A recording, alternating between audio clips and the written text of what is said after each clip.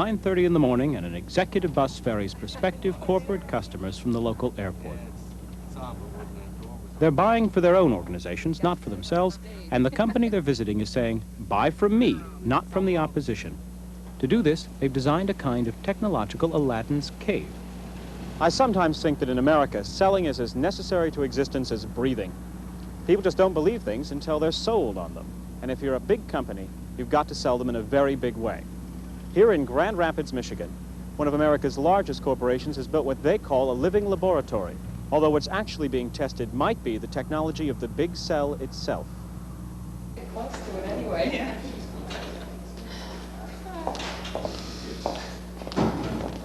Good morning. Good morning. Welcome to Westinghouse Thank Furniture you. Systems. Hi, I'm Shirley Thompson. I'm Cheryl Edwards. Cheryl, nice to meet Thank you. Blaze Keith. Blaze, I recognize you from your pictures. Thank you. Hello, Rick. Good to have you here. Thank you for coming. We're going to be going this way to the customer center, so if you'd like to step around the corner. Okay. Thank you. From the moment they arrive, every potential customer also gets a personalized electronic welcome. All over the building, computerized message boards like these are lighting up to announce their arrival. It's one part of the VIP treatment they'll get today, from plowing through the deep pile carpet to plowing through the smoked salmon for lunch. We've prepared some agendas of today's activities so you can get an idea of what's in store for you. Their custom is worth a lot of money. An order might run from thousands to millions of dollars. Like most American companies, this corporation has an image to project both to its customers and to its own staff. And this electronic message, like many things these customers will see today, comes to them courtesy of computers.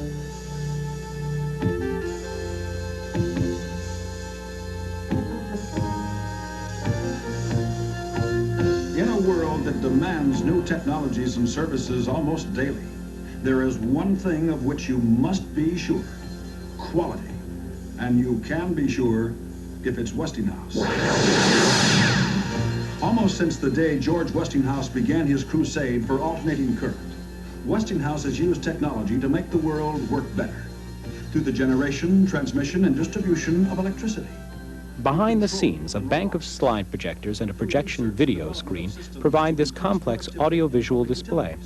In construction, They're controlled by a microcomputer which sequences the slide changes, the room lights, the videotape, and audio in all their split-second changes.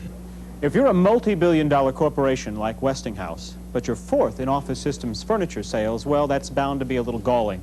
So what you do is you up the ante when you sell to people. You show off the rest of your pedigree, which is high technology, and you show it off with a vengeance, like this entire conference center.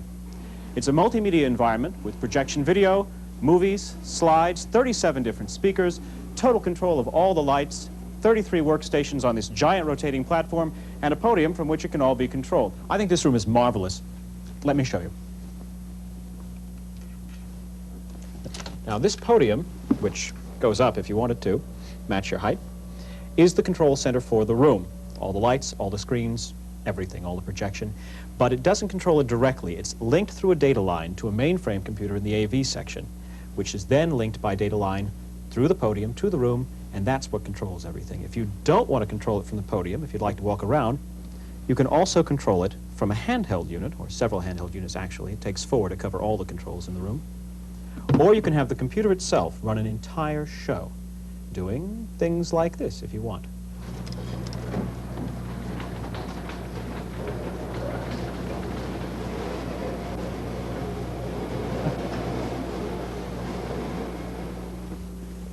But funny as that last bit was, it's important to remember that this room was designed with a serious purpose in mind, not just impressing Westinghouse's customers, but also impressing Westinghouse's employees.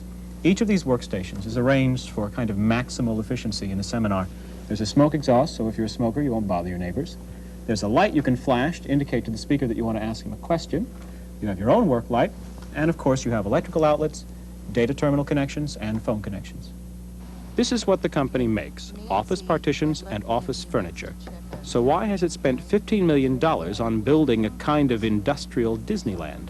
Tom Rosewall is in charge of marketing. Westinghouse is a company that is known as a big corporation, very technologically oriented, and it's able to develop relationships with some companies that are in the forefront of computer technology, understanding where they're going.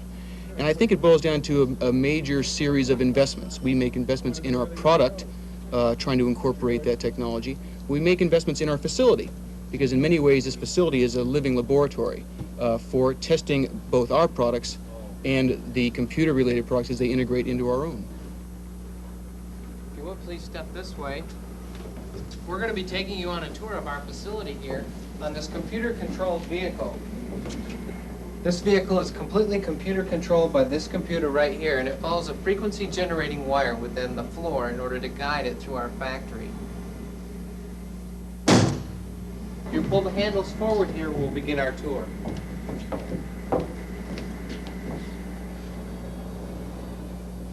In view of Westinghouse's position in the transport business, it's not surprising to find this prototype vehicle being tried out. What you're looking at is one of the largest space frame structures in the United States today. The polished gold. The people mover, as they call it, has to follow a very precise path and has a number of sensors on board to help avoid bumping into things, or, more important, into people. It takes the customers on a tour not only of the factory, but also of the sales and marketing offices. Best operators as far as telemarketing in the world. This is where we do the life cycle testing of the product. Here you see the robot literally opening and closing these doors to these lateral files. What this does is test the life cycle, how long the product lasts. Westinghouse makes robots, so they've got to be on show, even though it's difficult to know what will wear out first, the robot or the furniture.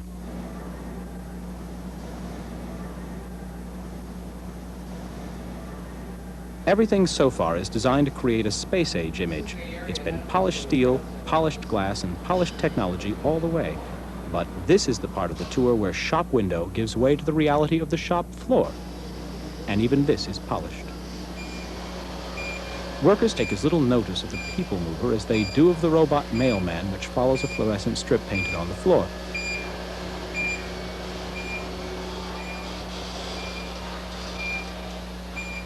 Visitors are a constant part of life in the factory, but by taking them around in this way, they cause the minimum interference with the work being done there. But now, it's time for another video. Because the shop floor is so noisy, an infrared beam transmits the audio track of each presentation into a sensor on the vehicle and enables loudspeakers to play the soundtrack on board the people mover itself. In a spirit of good industrial relations, this presentation was recorded by an employee, not an actor. Our area begins here where the 16-gauge steel frame material arrives from our own roll form line. We use semi-automatic equipment like this MIG welder to position and weld the frame pieces into an extremely strong frame.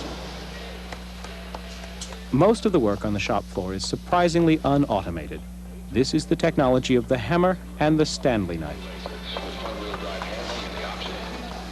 Westinghouse owns the Unimation Robotics Company, and yet there are very few robots here. This is reality, and with the present state of the art, the high-tech solution is not always the right solution. We've had quite a few of the Westinghouse people from Unimation in the plant do a survey. We've got the good applications we're already using with the robots. We are studying others, and we do have plans for additional robots or material handling devices that are very similar to robots.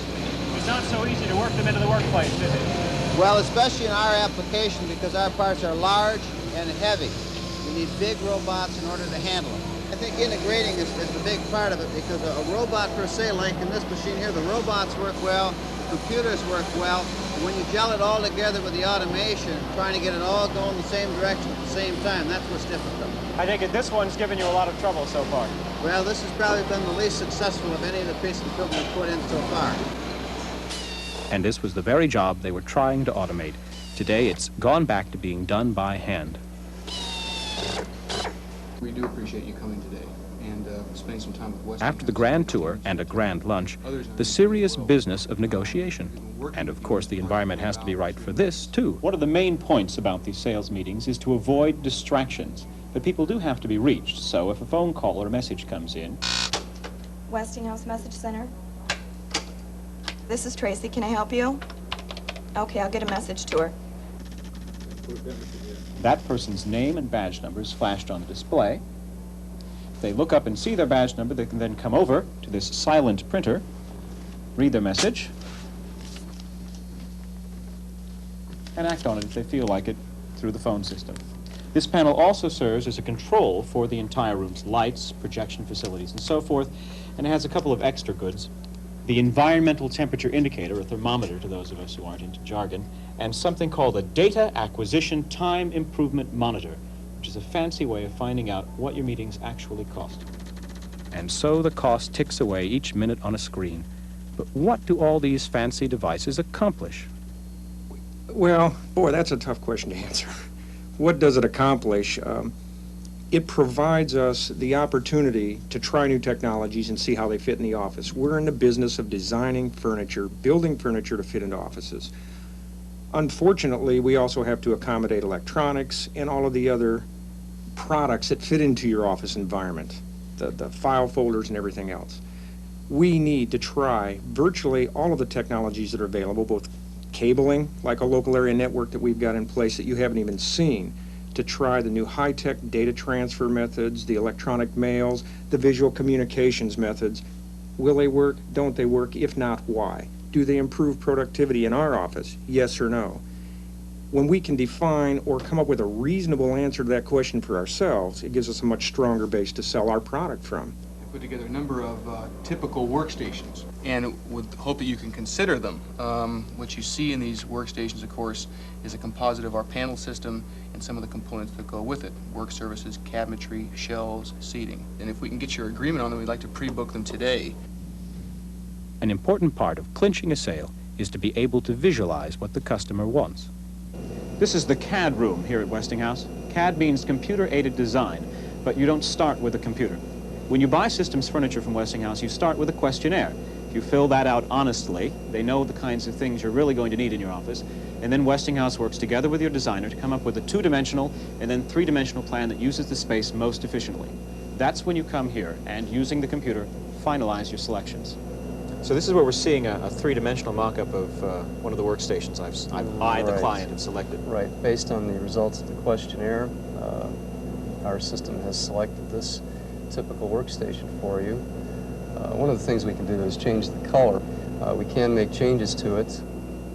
These three-dimensional computer models can be endlessly changed until the customer is satisfied. Once the three-dimensional plan has been agreed, the system automatically comes up with a complete list of the parts needed to make your furniture. And it then produces a direct order which goes into the mainframe computer, which keeps track of what's happening on the shop floor. As you said, it comes from the CAD system. It's entered in as a bill of material onto the mainframe. From that point, it dynamically creates a scheduled production and shipping date. We know within 10 minutes to 2 hours on an order that's been entered when we anticipate shipping it and when we anticipate manufacturing it. So what we have here is computer-managed manufacturing with every order tracked through the factory using specially printed barcodes. It's this tight control of the flow of goods and materials that produces more productivity than any amount of robotics could. But there's no doubt that as the technology improves, more and more of this process will become automated. Well, I freely admit that I'm of several minds about this place. On one hand, it's a staggering amount of hype. It's very expensive, it's very glossy. On the other hand, every single piece of the hype, every bit of high tech is well applied, well thought out, and deliberately in place to achieve several different things. It is a working factory turning out systems furniture efficiently, and more than that, it's a working sales factory turning out something Westinghouse wants lots of, which is increasing sales. Do you think your customers really do respond to the kind of stroke that goes on when they come in here to see your products? Yes, they do. And even if they didn't, we would have to comply with that image anyway when your primary competitors do the very same thing. You need to present an image that the customers perceive and recognize you as a leader in some portion of the industry, and ours is technology. And yes, I believe they do like what they see in our environment. We're not in this for the fun of it. I mean, at the end of the day, we manufacture furniture, but we sell office environments. And I think that people in our industry and the facility that they're housed in has to epitomize what their industry is all about. When all the offices in the world are as advanced as this one, what do you do for a show then? Something better. The proceeding has been a presentation of BBC TV.